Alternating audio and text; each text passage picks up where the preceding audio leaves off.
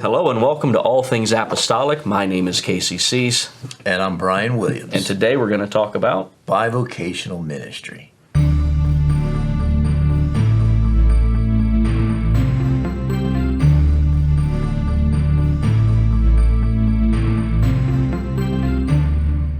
Hello and welcome to All Things Apostolic. In this episode, we're going to talk about challenges to bivocational ministry. Now, when it comes to bivocational ministry, your vocation is much different than mine. However, there still are some similarities. For instance, I work here at Wilson University and I teach, and sometimes some of the things that help me in teaching is that some of the same things that I'm preaching or teaching throughout the week may come from my line of work. Mm-hmm. You, on the other hand, it's much different because you run your own business. Right.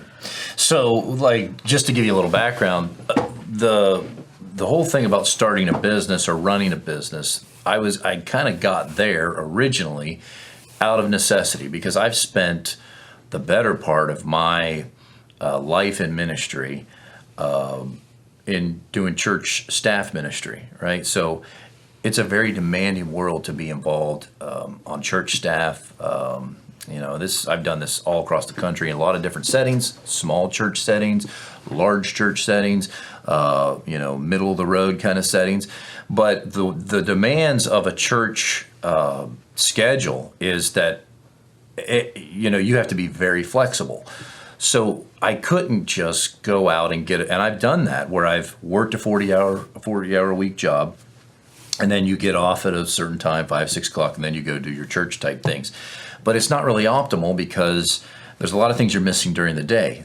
For me, the best situation was to try to start some kind of business that allowed me the flexibility to do things at the church when I needed to do things at the church and just kind of work my life around that. So for me, it was a matter of necessity. So I've spent the better part of the last 15 years trying to figure out ways, and maybe that's another podcast for a different day, different ways that you can be in full-time ministry or be in a church staff situation where maybe they're paying you a little bit. It's probably not very, very much, but they're paying you something, but you need something else to kind of supplement that. And so, I've worked through many, many different strategies to allow myself to make a full-time income while not drawing a full-time amount from the church or whatever. So in doing that, it allowed me to be just creative in how I approached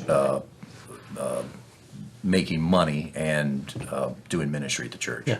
So I think a lot of times when people think about pastors that are bivocational, sometimes the perception is, they work a full-time job and they're a part-time pastor. Right. But that's really not the case. Exactly. You work a full-time job and you are a full-time pastor. And so I think some of the biggest issues or some of the challenges we face is ensuring that we maintain balance because, when you start a church, unless you're part of a large organization that is just going to pay people to go plant churches, right, you're probably going to plant the church or start the church as somebody that is working a full-time job to ensure that ends meet while you're doing what you feel called to do. And so I know me personally, there are routines or there are a rhythm or a cadence that I feel I've kind of set up in my life to help me ensure that I maintain those balances. And I think you could probably look at those routines in a couple of different domains. And so I guess the first one would be in terms of ensuring my own spiritual health while pastoring and working a full-time job. And so what are some of the things that you kind of do to ensure that you're not focusing so much on work that you're neglecting your own spiritual side? Right. So for me, you just hit on it when you talked about a little bit about routines. For me, I'm not a person that naturally gravitates toward routines. However, I've realized the importance of them.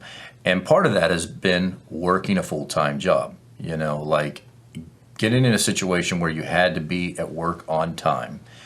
And essentially when you're working all day and you're punching a clock, you are committing yourself to a certain routine. And even though nobody likes to be forced into a routine, I've had to force that onto myself as a matter of discipline. And so for me, that routine happens in the morning. As a business owner, you have to be proactive about forcing routines upon yourself. Because if not, yes, I can come to work anytime, but there's also employees looking at me. They're looking at me for leadership.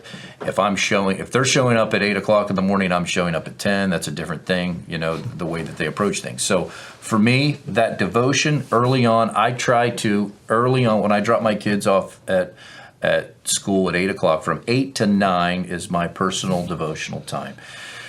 Now, sometimes that gets interrupted because of different things. You're a pastor. I'm a business owner. It gets interrupted. But I like to try to think if I'm abiding by that 70% of the time, I think that's a success. In doing that, and I try to do that early where my mind is fresh, and it can be a myriad of different things. It's Bible reading. A lot of times the sermon, I'm getting to the point where the sermon prep is just sort of kind of emerging out of devotional time, and it just kind of happens, and I'm not spending as much time where I thought that I would be, really trying to flesh something out. If I'm spending time every day in devotion early on, a lot of times things are just kind of coming to me, so that's good. But the importance of routines, I'll kick it back to you here, but that establishing that routine has been a very important part of keeping balance in my life, for sure. Yeah, I think what you said in terms of not going for perfection, but if I hit within this margin, right, that's what I'm aiming for, because it's easy if you're aiming for perfection to miss one and then feel like I messed everything up. Right. In fact, for me, I know I am traditionally a very late sleeper. Like, I go to bed late. Yeah. And I typically, for most people, still wake up early. Right. And so I used to kind of burn both ends of the candle. And so one of the things I've tried to do in this season where I'm working a full-time job and pastoring is I've actually tried to ensure I get more sleep. Yeah. And what I've actually found out is I had to change my whole sleep schedule. So I would get up and I'd read a little bit, then I'd go to work, and then I'd find time for prayer towards the end of the day. I'd start with a little bit, find some at the end of the day, and then try and work like the gym in there or something like that. And what I found out in multiple failures, and I think it's good because you have to find out what works for you. What I found out in multiple failures is I try now to go to bed no later than like 9 or 9:30. But I also wake up at 3:45 in the morning. That way I'm at the church at 4 o'clock for prayer. And so I'll pray from 4 to 5. And in that time, I'll crack the Bible open or just pray, whichever I feel led to do in that time. And then from 5 to 6, I actually go to the gym. Okay. And not Slim Jim. That's the old gym that I used to go to, stop at the gas station boy, and grab something to eat. I got some work to do. Man, I got some work to do. But here's the thing, it's about what works for you, right? Yeah, so that's right. I started it, I'd be like, okay, I'm going to get up and go to the church and pray at 6 o'clock in the morning. Yeah. And then I'm going to go to work. And 2 out of those days is in Elk Grove, so about an hour and a half drive. The other 3 days it's from home. And I was like, well, I'm getting into work a little too late because now I'm catching all the traffic. And so what should be an hour and a half drive is now a 2-hour drive with traffic. I'm like, well, if my time's limited, I've got to push that back. Right. Well, then I was like, I did some blood tests and found out that cholesterol and other things were a little higher than what they should have been. Okay. And so the best thing for cholesterol is sleep and exercise. Okay. And so now I've got to try and fit in exercise. And so I asked myself, okay, well, let's do this at night. Yeah. And so I started doing exercise at night, and I was missing them all the time. Now that I do it in the morning, I rarely ever miss some exercise. And that's primarily because one of the other things is the guy that assists me down at the church goes at the same time. And so Ramiro and I will meet at the gym at 5 in the morning, and we'll do a little elliptical work, we'll do a little lifting, and then it's to the sauna to feel good, and then I'm on my way in here. And so I've really tried to work on establishing that rhythm. And like you said, I think what's really cool is one of the things that I started doing was the more time I spent in devotional reading, the more I didn't have to go to the Bible for a sermon. Yeah. In fact, one of the things I did, I kind of set it over here, is I've got this little notebook that I found. It's pretty cool. I've got a calendar on one side, regular notes on the other. And as I'm reading, if something comes to my mind, I just grab a pen and just jot the verse, like 5 or 6 words that came to my mind, and then I just keep reading. And then when it comes back time to study for what's going to be preached, I'm like, hey, I remember that verse really spoke to me this morning. And then I'll open it back up, my few couple notes I had, and maybe dig in a little bit further. Yeah. So that's kind of how I approach that side. I mean, that's a little bit of two, right? So spiritual-wise, I get up early. I actually read a book right as I started getting up early. I believe it was, I forget what it was called, but it was a newer one written by Brother Holmes. And Brother Holmes was talking about, in his mind, the importance of what God laid on his heart for waking up early and for praying and starting out your day with prayer. And for me, it really feels like when I start my day with prayer, I'm already in that mindset, so the rest of my day kind of goes a little bit smoother. Right. So in case you wonder how scripted this is, we are taking notes in the middle of what we're saying, because this to us really, like, you guys didn't see it. I was about to do it in the last podcast. Yeah. As we were talking, I'm over here taking notes about stuff Brian said that I was like, oh, I didn't try that. That's awesome. So I'd write it down. And then I didn't realize until the end that he was doing the same thing. Right. So, like, we're not talking as people that think we're know-it-alls. That's right. We're talking as people that are kind of... I'm writing it down as we go here. We're talking as people that are kind of sharing what works for us and how we get through things. Exactly. And sometimes in the midst of that, we give each other ideas and take it back home. So in addition to your own spiritual walk, do you have some things in place that you do family-wise? Okay, so for me, it's Monday. I try to make Monday, today, a day where it's, even though I'm coming to work right now to do this, Monday is a little bit of my rest day, in the sense that by the time I'm done on Sunday night, I am just wiped out. And I know a lot of people get up and go to work on Monday, and I could do that, but like, I try to devote Monday as a day of rest and try to keep that as much as I can. You know, things get interrupted, but my kids, I try to be home every night to be with my kids and my family. We're working on better routines and things like that, but I've got to keep my family and my kids at a primary place in my life, and I've heard all these different stories about people who are not prioritizing their family right, and they're putting all this effort into their ministry, and their family suffers, and I'm trying to be very intentional about not doing that. I've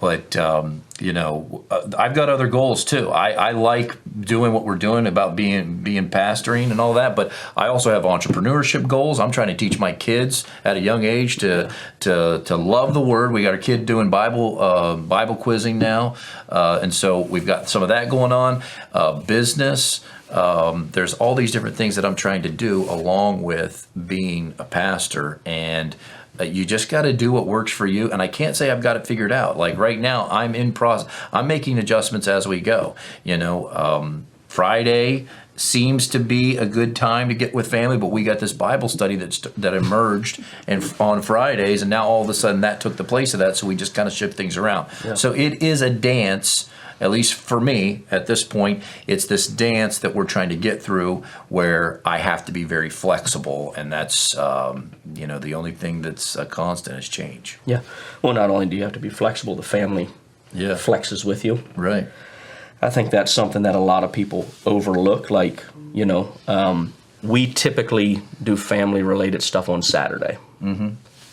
And so since we do family-related stuff on Saturday, that means I kind of have to be prepared going into Sunday prior to Saturday. Right. Because Saturday's I'm going to, whatever it is, maybe we go shopping, maybe we go to a friend's house, maybe we, whatever. But because all that time is there, well, I think that goes back to the other part of rhythm. So, like, I have a service Wednesday night, I have a service Sunday morning, and I have service Sunday night. And I would say 95% of the time, I'm preaching Wednesday, I'm preaching Sunday morning, I'm preaching Sunday night. And so like part of my cadence in that is, and my rhythm is, I'm typically on Tuesday fleshing out what I'm going to preach Wednesday. Right. Thursday, I'm typically fleshing out what I'm preaching Sunday morning. Gotcha. Friday, I'm typically fleshing out what I'm preaching Sunday evening. Yeah. And so it's easy to allow all those things to take place of everything else. And that's why I've tried to, I'm not saying I'm good at it. I think I'm where you're at. I'm like, hey, if I can hit 75%, that's amazing. Absolutely. I try to hit that. There's times where, I'll text Ramiro and I'll be like, hey, you going to the gym? Mm-hmm. And it's like 4:30 in the morning. I'm hoping his response is no. Because I'm like, I just want to sleep another hour. And sometimes I do. But it really comes down to, for me, if I don't have some type of routine, if I don't have some type of schedule, something is going to fall off. Right. Maybe some work from work falls off. Maybe I didn't spend enough time in prayer and I'm agitated. Maybe I didn't give enough time to putting the sermon together, and so I go up feeling unprepared. And you walk to the pulpit with what you feel to preach, and you didn't put as much time in. You're like the school kid before he takes the test. Yeah. Lord Jesus, help me with this test that is before me. But I don't do that anymore because of the routine I established. And I think it's important for bivocational ministers to develop a routine that really works for them. Yeah. I get up early. Brian doesn't get up nearly as early. Yeah. But I don't think it's really the time that matters. I think it's finding what works for you the best. And so I know when I was in a different season where I was finishing doctoral work, like what worked best for me was going to bed at like 2 in the morning, because my kids would go to bed at about 9, and from 9 to 2, I would write papers. Right. But then I'd wake up at 7. And so it's all about what works for you and adjusting it where it works the most. What other things, what do you do? I think it's also important to have time not only to rest in terms of sleeping, but to rest in terms of hobbies. Do you have any hobbies? Okay, so yes. My hobbies have kind of shifted over time. And a lot of times it's now it has to do with my kids and family and that kind of stuff. So I've taken up golfing a lot more in the last few years. I'm just trying to teach my kids that particular skill. And there's practical reasons for that. It's not just to take them out golfing, but there's practical business reasons why having a decent golf game is a good thing. Okay. So I'm just trying to help my kids in that area. It's a good way to just kind of blow off steam, go do that. But I think, another thing regarding where I'm at right now, I'm in a different space than I was 4 or 5 months ago, in that I have more demands on me now than I did. And what it's forcing me to do is increase my capacity to lead. Now, you've heard this phrase. It's sort of like a trending phrase. Always hear about people increasing their capacity. But what happens is, if you're not careful, you add this other thing, of pastoring or whatever, church work, and whatever was doing really, really good, let's say your job or your business or whatever, has a tendency to come down because there's only so much of you that exists. And so it's a challenge, but right now it's a challenge that's making me better, in the sense that I am having to figure out how to get other leaders involved, other people involved, to increase my output and reduce the amount of time that I'm spending. Because right now I'm going crazy trying to figure out all this stuff to do. But the real challenge is I've got to build structures and put things in place that allow me to be able to do this. And it's a leadership issue. I recognize it as a leadership issue. I've got to increase my capacity with my business. I've got to put leaders in there. And then if, learning that allows me to be able to do and have more freedom to do things with my family and do those hobbies like you're saying. Yeah. Golfing, that is like my focus right now. Yeah, I would say hobbies is probably the hardest thing for me. Yeah. And it was interesting. So in 2016, Yeah. 2016, I went to my first on-site class for my doctoral program.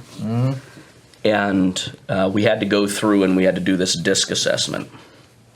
And so in the DISC assessment, what type of leader are you? DI, DS, DC, whatever it is. And so it was funny because there was like 6 or 7 people that got up before me that said they were DC. And as soon as they stood up and started giving their presentation on everything in there that was DC, the director pretty much ripped them apart. He's like, you're not DC. You don't even know who you are. And so then it's my turn to get up and present a presentation on this DISC assessment I took. Yeah. And lo and behold, my assessment said I'm DC. Okay. And so I'm walking to the front, and in my mind I'm thinking, oh my goodness, he is going to just eat my lunch like he did everybody else's. And so I start presenting. I didn't even get to what I was yet. And he goes, Kasey, what are you? I said, based on my assessment, I didn't want to say I am. Based on my assessment, I'm DC.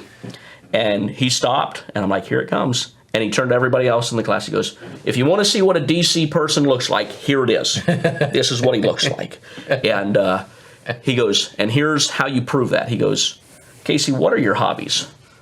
I said, well, I just feel like hobbies are so unproductive. Yeah. And he goes, that's the response I expected. Right. He said, but people with that temperament, what they fail to realize is, yeah, you can be real productive for a short period of time and kill yourself. Right. Or you can learn how to pace yourself and be productive for a longer time. Right. And so no joke, 2016, first year in a doctoral program, the first homework I was given was when you go home, you need to find a hobby. There you go. And so I picked up golf again, started playing it. I'm ashamed to say I haven't gone golfing for 3 years. So I think the last time I went golfing was 2022 Memorial Day with everybody else at TRC when they have the big old outing on golfing. That's right, And I don't think I've golfed since then. So I'd say the only hobbies I probably have right now are taking a walk and going to the gym. Yeah. But it is an outlet. But I can assure you that while for most probably high-strung and go-getters type people, hobbies are lower on the list, but you need time for that. And I think another thing that's low on the list for most people that are bivocational pastors are creating space, and golf kind of does this and hobbies does this. I think this is why it's important, but creating space for relationships. You pour out into your business, you pour out into the people you lead, and you can't always kind of go back and talk about some of your struggles with the same people you lead. Right. And so I think for us, at least, I think that's part of the beauty of planting a church, but still being connected to, for us, the Rock Church in Elk Grove, and also to other pastors. And so, we've got quite a few BranchWorks campuses here in the California area.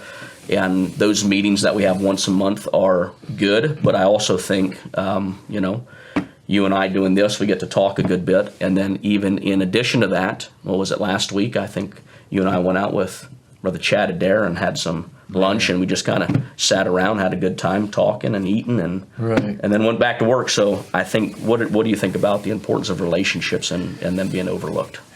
The relationships with people that are non-ministry. That's you're referring to. Well, not even non-ministry, but the people that you're not leading. Right. Exactly. So there's a lot of people that they pastor a church. Right. And maybe they're cut off from other ministers. Mm-hmm. I know when I pastored in Selinsgrove, there were very few people I talked to. And so when you're having issues or you're going through something, you're like, well, I can't talk to my saints about this. Yeah. I can't talk to this person about this. Yeah. And so then you just kind of keep it inward. Yeah, for me, it's like, you mentioned about being connected to a larger church. It's one of those things that I've talked to other pastors, and just quite honestly, there are some people that when you talk to them, they hesitate or they don't like the idea of being connected to a larger church for whatever reason. I mean, they have their reason. But me personally, that has been a catalyst for success in so many ways, because I am connected to a lot of different people, and even people that are not really ministry, but they're people that I've known for a long time, and you have ways of connecting not just myself, but also my family. We are not isolated, I think at this stage with my kids, I'm choosing who their friends are. I'm choosing who their associations are, and that's a very important part of their upbringing and their rearing, is to have those particular relationships that are beyond just the people that you're serving. Because, I mean, let's face it, a lot of the people that we serve or we're trying to help or we're trying to establish in the faith are very broken people in many ways. You're having to pour into these people and help them see, and they come from very broken situations. So that's not the only thing I want my children to see about church. I want them to see healthy situations. So I need to have a wide spectrum of relationships that exist in my life, both those people that we're helping and the people that we look to, as for leadership. Yeah, I think another thing for me that really helps with the larger church, and I'll close on this for me, and then let you have some closing words if you have any. But I think one of the things that's important for me in terms of the church that I pastor and being connected to the larger church is something like this past Sunday. All Nation Sunday. Yeah. Now, did the whole church from Turlock come up to All Nation Sunday? No, but I think we had 25 or 30 people come from the Turlock campus up to All Nation Sunday. Yeah. And so it does two things for me. I think the one thing it does is it lets them know that they're a part of something bigger. Yeah. And so they see, I don't know, what was here Sunday, 2,000 people? Right, they see like a bunch of people interacting, having fun, and it's wholesome, good Christian fellowship. Yeah. And then the other thing I think they see, especially when you're planting a church, that I think is huge, is they see that where we're at is not where we're always going to be at. Right. And that we don't have to compromise on certain things to reach a certain level of success. Yeah. We can be apostolic, we can hold on to what we believe, and still grow without compromising. Right, for And sure. so to me, that's one of the bigger parts too about being connected to a larger church and organization. Absolutely.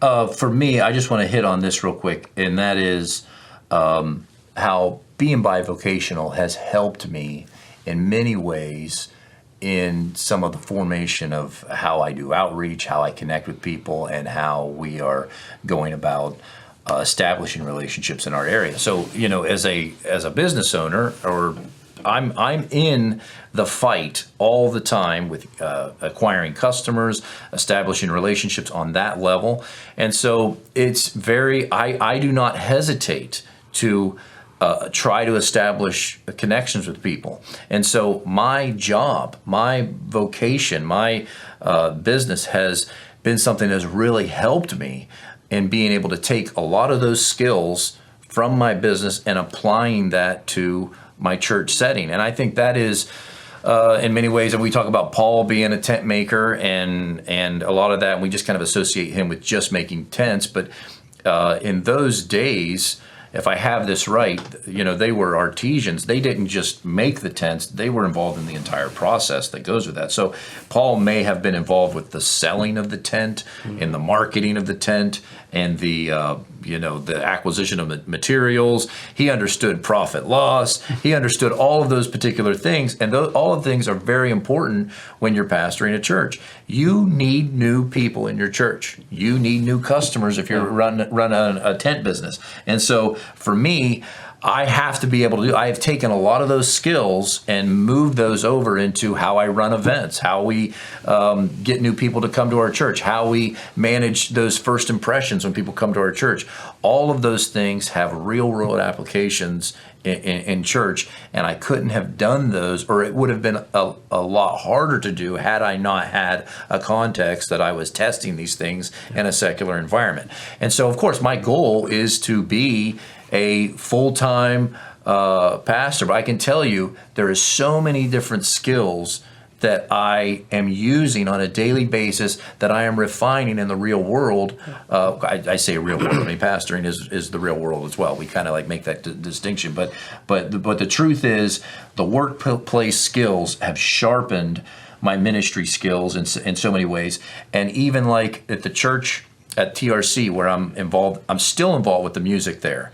And I don't want to not be involved with the music there, because what it does is it keeps my foot and myself in the game in a way where I know about what's cutting edge. I know about what's happening. I know I'm still integrated in a way that allows me to stay up to date. And I think that is a part that is very important and something that I need to take advantage of, or I'm trying my best to take advantage of as a bivocational pastor. Use everything that you have available to you. Bring it back home, because there's a way that you can probably apply that to your local church setting. I'll kick it back to you. Well, thank you for joining us on this week's episode of All Things Apostolic. If you're a bivocational minister, pastor, we hope this helped you. If you're not, we hope that you understand some of the stuff that your bivocational pastor is dealing with. Join us next week. God bless.